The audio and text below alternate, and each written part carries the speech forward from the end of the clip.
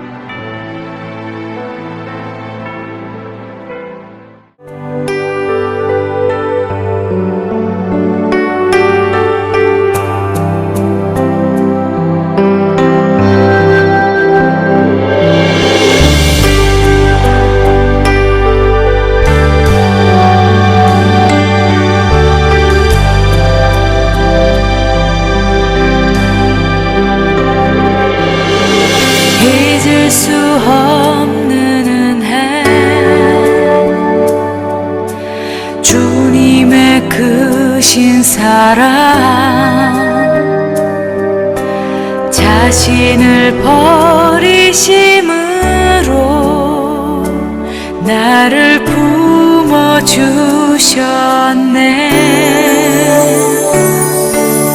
허물을 덮으시고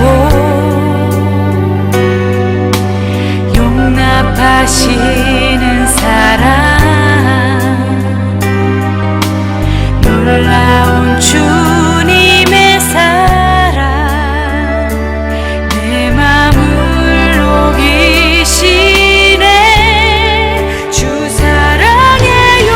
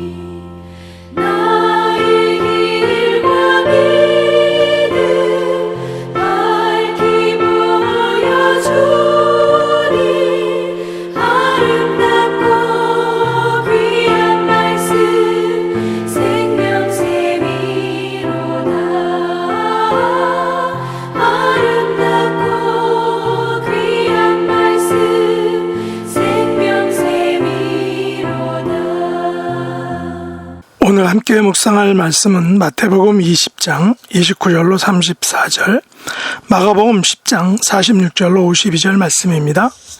29절, 그들이 여리고에서 떠나갈 때에 큰 무리가 예수를 따르더라.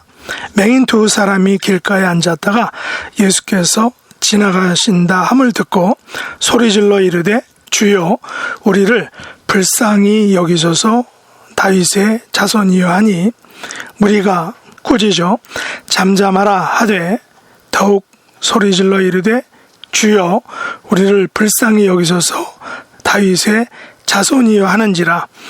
예수께서 머물러 서서 그들을 불러 이르시되 너희에게 무엇을 하여 주기를 원하느냐. 이르되 주여 우리의 눈뜨기를 원하나이다.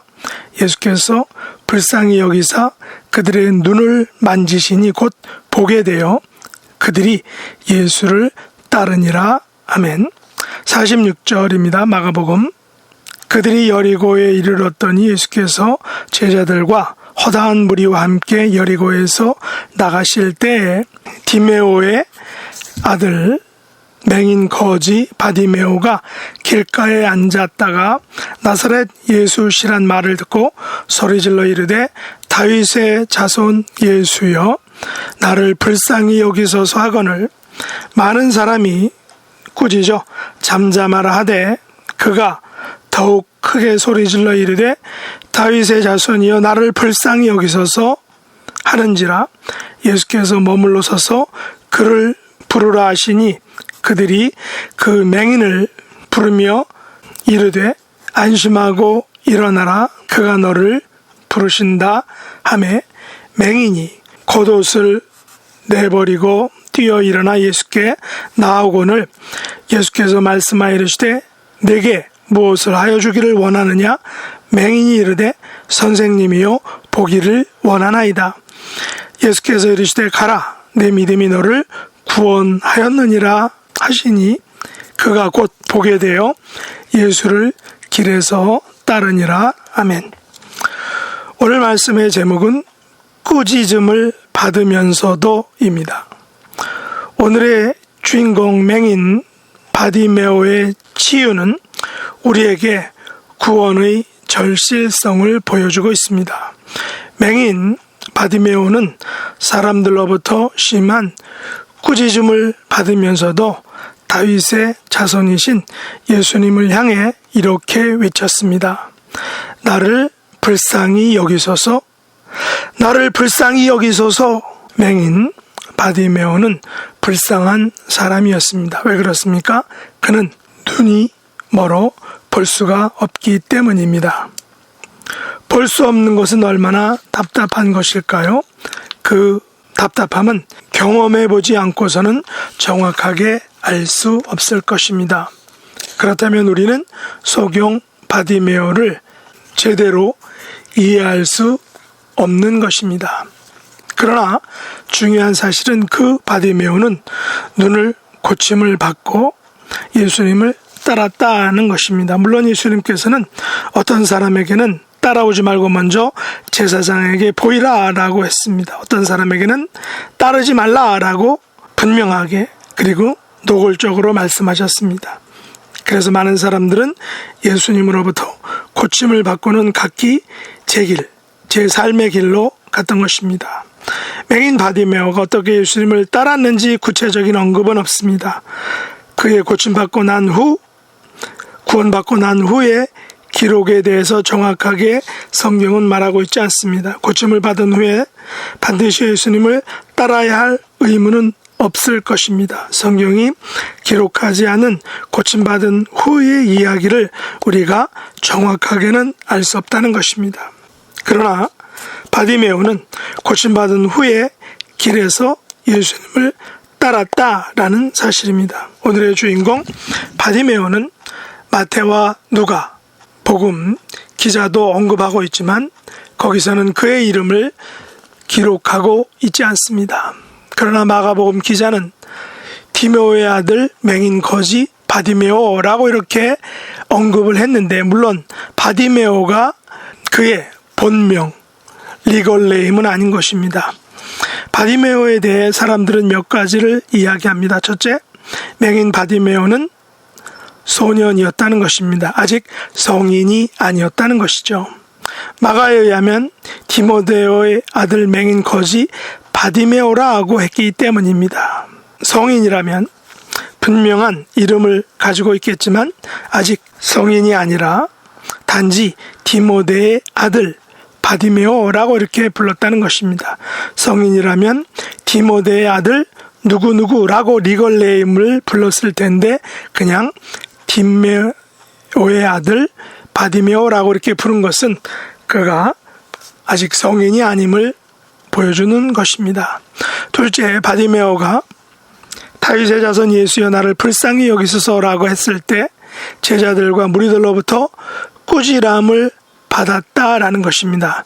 만약 어른이었다면 굳이 제자들과 무리가 어른인 바디메오를 꾸짖지 않았을 것이다 라는 것입니다. 그러나 어린 사람이, 그것도 맹인이요 거지인 소년이 소리를 지르자 제자들과 무리들은 잠잠하라라고 꾸짖었던 것입니다. 아마도 제자들과 무리는 체면과 예의를 우선시했던 것 같습니다. 세 번째로, 나이가 어리기에 예수님께서 부르시자 겉옷을 내버리고 뛰어 일어나 예수님께 갔다는 것입니다. 나이가 들었다면 겉옷을 챙기는 것을 잊지 않았을 것입니다. 6월절을 앞둔 4월 초의 쌀쌀한 날씨에 겉옷을 내버리고 갔다라는 것은 아마도 젊어서 추위를 아랑곳하지 않고 추위를 이길 힘이 있는 젊은이, 혈기왕성한 젊은이임을 알려준다는 것입니다. 그러나 분명한 사실은 맹인 바디메오는 눈이 안 보이는 맹인이요 또한 소년이며 구걸을 하는 거지였다는 사실입니다. 그래서 가족에 대한 책임이 없기에 어쩌면 예수님을 쉽게 따라갈 수도 있었을 것입니다. 그의 아버지 디메오가 어떤 인물인지는 몰라도 소년 맹인 거진 바디메오는 예수님을 다윗의 자손으로 알고 믿고 그렇게 불렀다는 것입니다. 그는 구걸을 하면서도 밝은 귀로 그 당시 예수님에 대한 소식을 듣고 또한 그것을 기억하고 있었던 것입니다. 예수님께서 맹인을 고쳐주시고 여러 가지 기적들을 베풀어 주신 일들에 대해서 많은 소문을 들어서 이미 알고 있었던 것입니다. 그에게 아버지가 있다는 것은 비록 거지였지만 구걸을 통해 생명을 연장했다는 것은 다윗의 자손 예수님을 알고 그렇게 불렀다는 것은 그가 어느 정도 구약의 율법과 다윗의 자손인 메시아에 대한 그런 말씀을 어느 정도 알고 듣고 있었다라는 것입니다.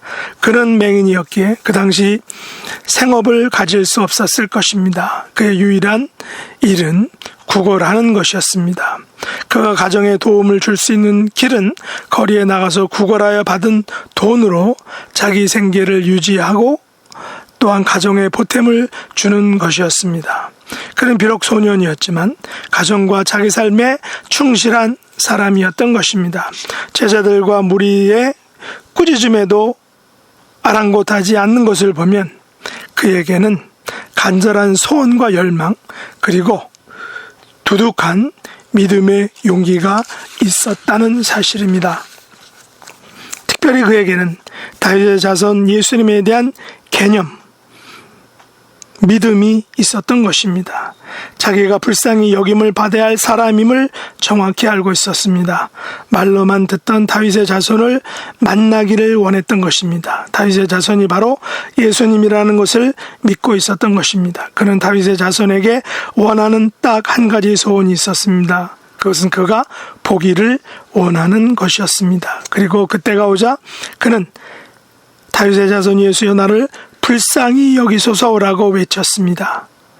어떤 소년이 소리내어 소동을 부리자 제자들과 무리들은 그를 잠잠하라고 꾸짖었다는 것입니다. 그러나 맹인 소년은 더욱 크게 외쳤습니다. 다윗의 자손 예수여 나를 불쌍히 여기소서. 그의 큰 외침은 예수님의 주의를 끌기에 충분했습니다. 예수님은 그를 불렀습니다. 그는 너무 기뻐서 겉옷을 내버리고 뛰어 달려갔습니다. 예수님은 그에게 무엇을 원하느냐라고 물었고 그는 보기를 원한다라고 말했습니다. 그러자 예수님은 가라, 내 믿음이 너를 구원하였다라고 하시며 그의 눈을 만지심으로 그 맹인을 고쳐주셨습니다. 고침받은 맹인 소녀는 예수님을 따라갔습니다. 예수님을 따라가면서 그동안 보지 못한 삶의 이모저모들을 보고 배우고 느꼈을 것입니다. 그의 눈 안에, 그의 마음속에, 그의 심령의 저장소에 모든 세상의 신기한 것들을 담아 두었을 것입니다. 우리는 맹인 바디메오의 삶을 통하여 몇 가지 교훈을 배우게 됩니다. 바디메오는 자기가 불쌍한 사람, 불쌍히 여김을 받아야 할 사람임을 분명하고 정확하게 알았습니다. 누가 불쌍한 사람인가요? 그는 맹인으로 구걸해야 하는 것을 불쌍히 여겨달라고 했습니다. 성경은 맹인으로 태어난 것 자체를 정죄시하고 있지는 않습니다. 그러나 바디메오의 입장에서는 맹인으로 구걸해야 하며 사는 것을 불쌍하다라고 생각한 것입니다. 그래서 다윗의 자손 예수님에게 자기의 불쌍하게 여겨달라, 자기를 좀 불쌍히 여겨달라라고 부탁했던 것입니다. 다시 말해서 보게 해달라라고 했던 것입니다. 보지 못하는 맹인의 구걸하는 삶과 보게 되어 예수님을 따르는 삶에는 차이가 있을 것입니다. 예수님을 따르지 않더라도 다른 삶의 기회들을 가질 수 있습니다. 왜냐하면 그는 아직 어리기 때문입니다. 아직도 배울 수 있고 앞으로 기회를 많이 가질 수 있기 때문입니다. 그것을 알기에 그는 제자들과 무리들의 잠잠하라 라는 꾸짖음의 제지에도 불구하고 다윗의 자손 예수님에게 불쌍히 여김을 받아야 한다는 그의 소원과 바램과 열정을 절대로 굽히지 않았던 것입니다. 그는 제자들과 무리의 비난과 꾸짖음과 핍박에도 불구하고 보기를 원하는 자기의 소원을 당당하게 말하고 큰 소리로 외치고 주장을 했습니다. 보통 사람들은 반대에 부딪히면 곧 힘을 잃고 좌절하거나 낙심하고 결국 포기를 하게 됩니다. 그러나 맹인 바디메오는 반대 또한 꾸지람에 굴하지 않았습니다. 그는 더 크게 외쳤던 것입니다. 다윗의 자손 예수여, 나를 불쌍히 여겨 주십시오. 그는 정말로 불쌍한 영혼이었습니다. 맹인으로서 하나님의 말씀인 율법을 공부하기가 어려웠을 것입니다. 또한 모든 제사 의식에서 제외되어야 했을 것입니다. 그러므로 맹인 소년 바디메오의 꿈은 예수님을 만나기 전과 예수님을 만난 후가 전혀 달라졌을 것입니다. 그렇다면 오늘 우리의 삶은 어떻습니까? 나는 다윗의 자손 예수님, 메시아로 오신 예수님의 구원을 온전히 받고 누리고 있습니까? 그 예수님께서 나의 어두운 영안을 밝히 볼 수 있도록 해 주셨습니까? 아직도 어두운 눈, 희미하는 그런 영안을 가지고 살아가고 있지는 않습니까? 아직도 다윗의 자손 예수님을 나의 구원의 주님, 내 영안을 밝혀주신 분임을 믿지 못하고 있지는 않습니까? 아직도 다윗의 자손 예수님을 따라 살아가는 제자의 삶을 살아가지 못하고 있지는 않습니까? 아직도 주님의 일, 교회 일을 하면서 세상의 반대와 세상의 꾸지람에 막혀서 절망하고 낙담 가운데 있지는 않습니까? 우리의 믿음은 꾸지람을 넘어서 더 크게 다윗의 자손 예수님을 부르고 외치고 그분에게 나를 불쌍히 여겨 주소서라고 외치며 고백해야 할 것입니다. 오직 다윗의 자손 예수님만이 나의 유일한 구원자시요 평생에 따라가야 할 분임을 우리는 기억해야 한다는 것입니다. 이런 믿음, 이런 외침, 이런 따름의 제자가 되시기를 예수님의 이름으로 축복합니다. 기도하겠습니다. 하나님 아버지, 저희들은 믿음이 약하여 세상의 반대와 사람들의 잠잠하라는 꾸지람에 대해 소극적입니다. 맹인 바디메오처럼 예수님을 향하여 다윗의 자손 예수여 나를 불쌍히 여기소서라고 외칠 수 있는 담대한 믿음과 용기를 허락하여 주옵소서. 나의 진정한 소원을 예수님께 아뢰어서 예수님의 터치와 만지심을 통하여 고침받고 회복되어 구원받게 하여 주시옵소서. 그래서 평생 예수님을 따라가는 제자의 삶을 살아가게 하여 주옵소서. 예수님의 이름으로 간절히 기도드리옵나이다. 아멘. 주가 일하시네 주가 일하시네 주께 아끼지 않는 자에게 주가 일하시네 주가 일하시네 신뢰하며 걷는 자에게 신뢰하며 걷는 자에게